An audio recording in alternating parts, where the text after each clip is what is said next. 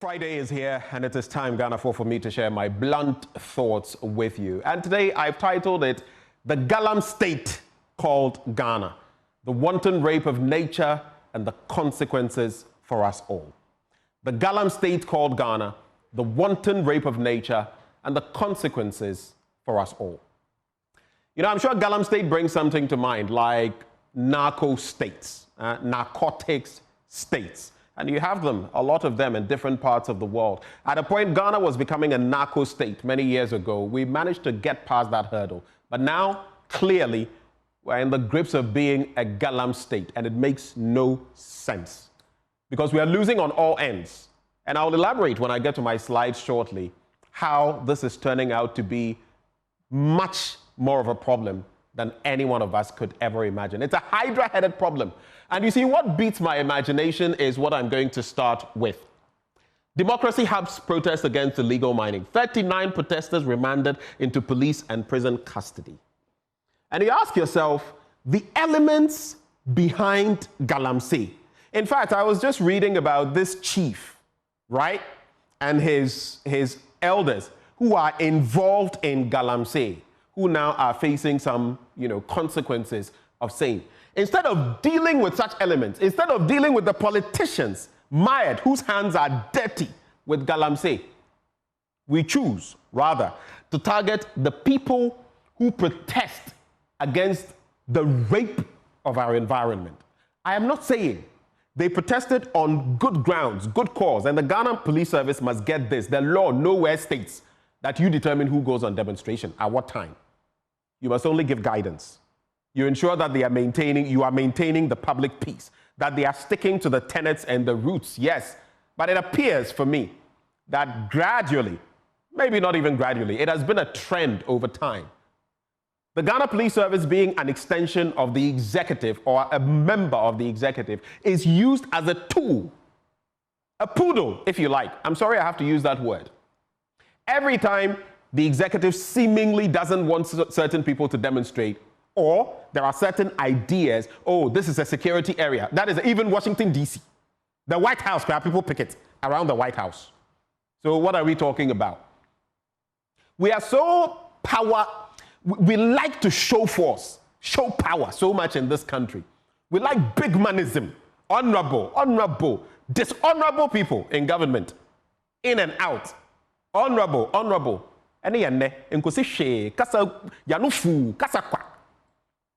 Instead of dealing with those elements, we know the politicians involved. Instead of the political elements, Mr. President, you said you were putting your presidency on the line. Instead of dealing with them, we like to deal with people like this.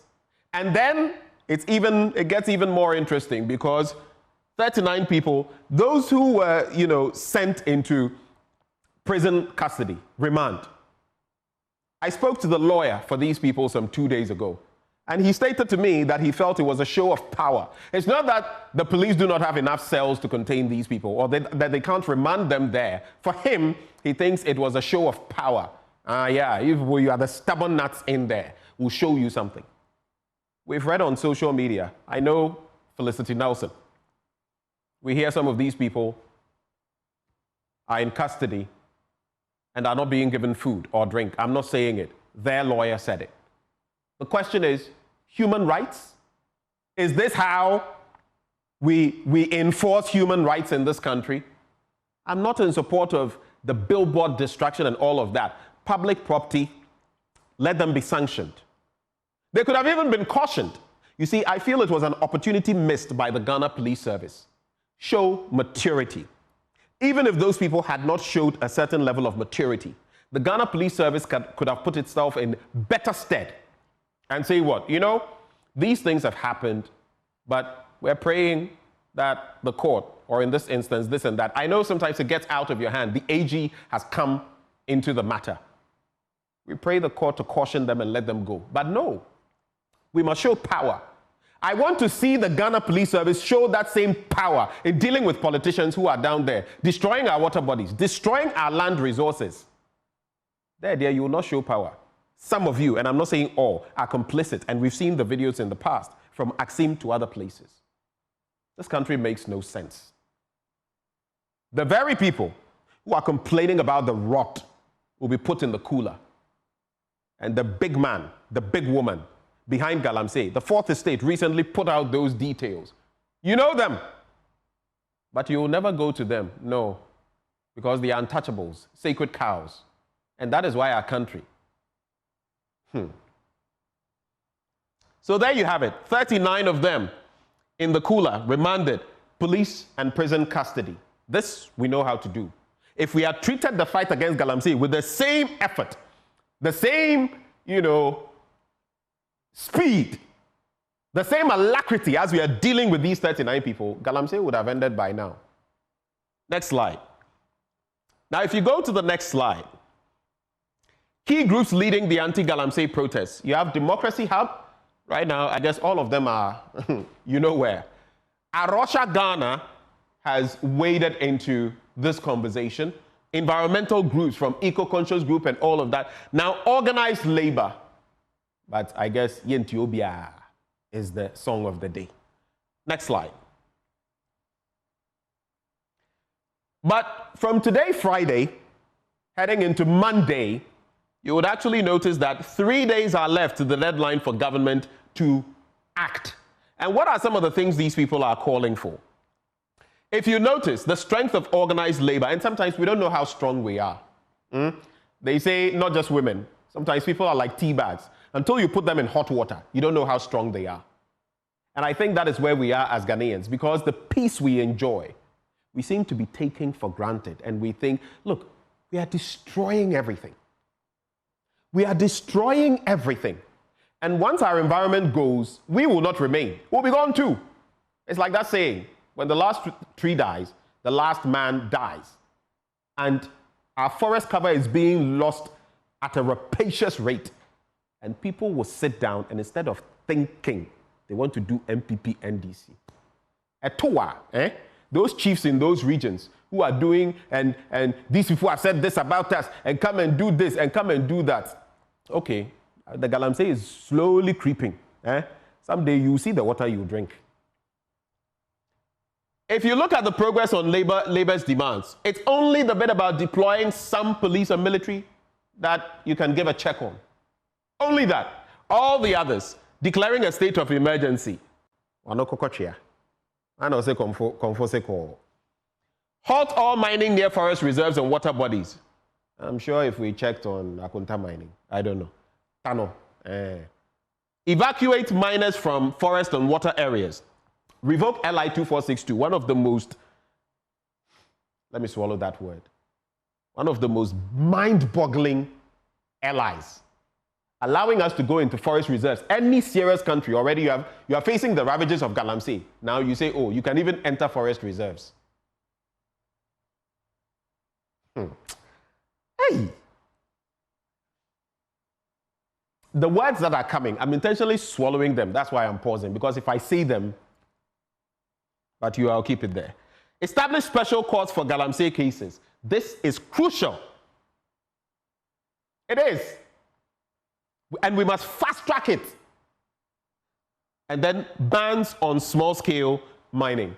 I know this is a thorny subject, but I feel if we have to have a general ban, not for long, and then streamline, use geospatial or whatever data and ensure that now we are monitoring effectively and you are doing the right thing, because we've known that some of these small-scale miners themselves, who are not illegal miners, but just small-scale miners, have also got themselves mired in practices that are not environmentally friendly. How difficult is that? We did it under COVID. We're not saying do it forever, so that we can sanitize the system. But I guess interests are at play. Now, if you come to the next slide, it is this man who actually started using the word Galamstate, like a narco state. So we've become a Galamstate. He says Ghana has now been characterized as a Galamstate. He describes Ghana as a Galamstate owing to state actors' failure to effectively tackle illegal mining. So BBC say CIS, oh, Galamstate, oh, we've done our best, we've done our best. It's like that student who says, I put in the highest effort, and so Wanyashe, 0. Akukoti. Me try a pound. President Akufo-Addo, you put your presidency on the line. Professor Enin is calling Ghana a Galam state. So Galam stop meant nothing. That will be on your conscience, Mr. President. Next slide. In a Galamstate, there is a perfect blend between criminally minded politicians. Pay attention.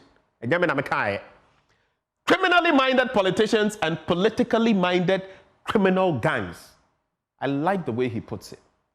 Creating a hybrid form of governance. This is not EV and normal. It is not electric vehicle using electricity. No, it is criminals and politicians working hand in glove to destroy what belongs to you and to me, to us. And some of you will sit down and be writing tosh, rigmarole, nonsense. Because you think, I belong to that side. Why is this gentleman talking like this? It is not in favor of my side. The environment, it doesn't know NPP and NDC.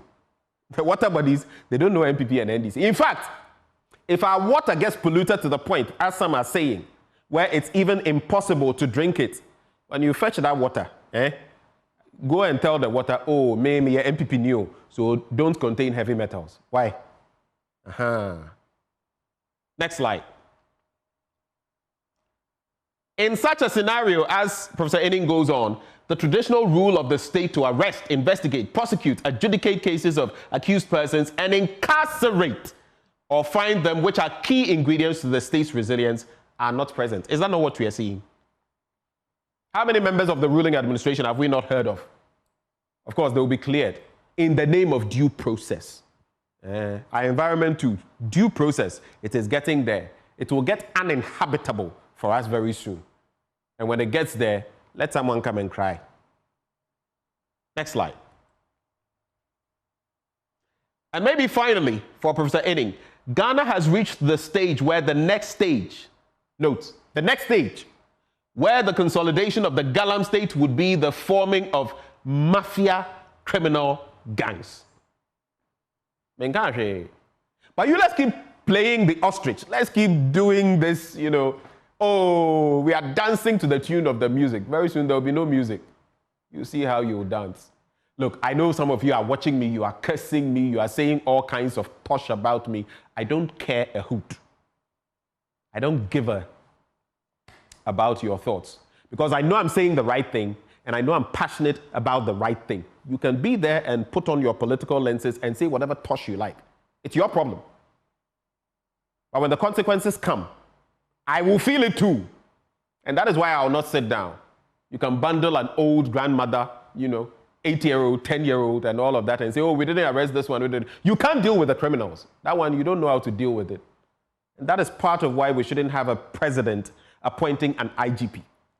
That is part of why the 2010 Constitutional Review Commission's work should be taken seriously. In no serious country will we be doing what we keep doing in Ghana. Senseless. Can't you see? Should we wait till we get there? No. Let me do my last slide, my last 2 or so slides and get out of here. 3 slides, actually. 3 slides to go. And the Galamsey I'm talking about, here are the consequences. Behold, the consequences of Galamsey.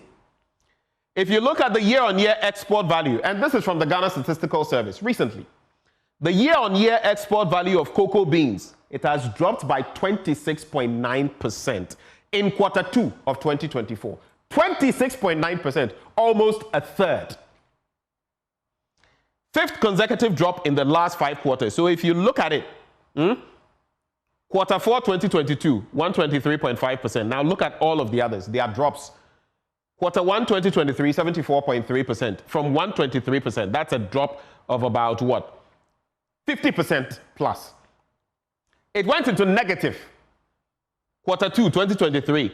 It slid to the worst, minus 57.6%. 2023 third quarter. It gets worse. It came up a bit here, 15.10, minus 15.10%, and then minus 24.7%. Now, Q2 of 2024, minus 26.9%. And we are standing. We are watching. If Ebotan, Shiokwe. You watch. Eba neyo. Next slide.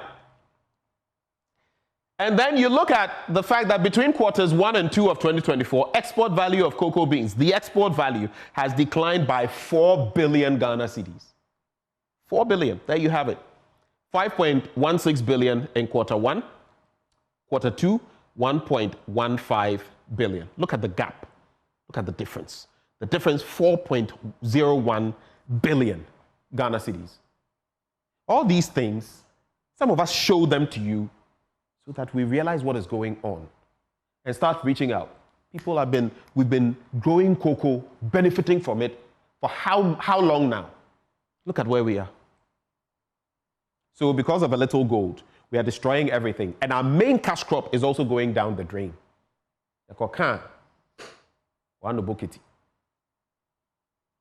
And let's do the final slide, because in the midst of all of this, we continue to bleed money.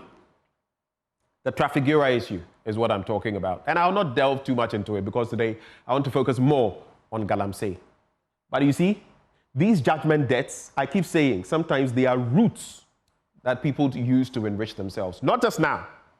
And that is why public procurement and all of those things must be remedied, because one of the breeding grounds of corruption in this country, public procurement.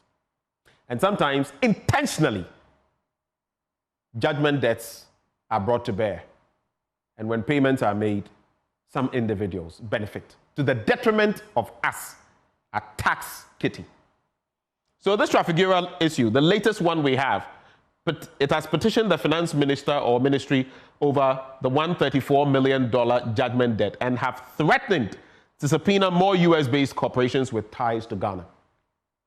The latest we've heard, South Africa and some of our property there. I've seen that statement from the finance ministry saying, oh, it has cited this in the media and that it is fulfilling its obligations, financial obligations towards the group. We hope so.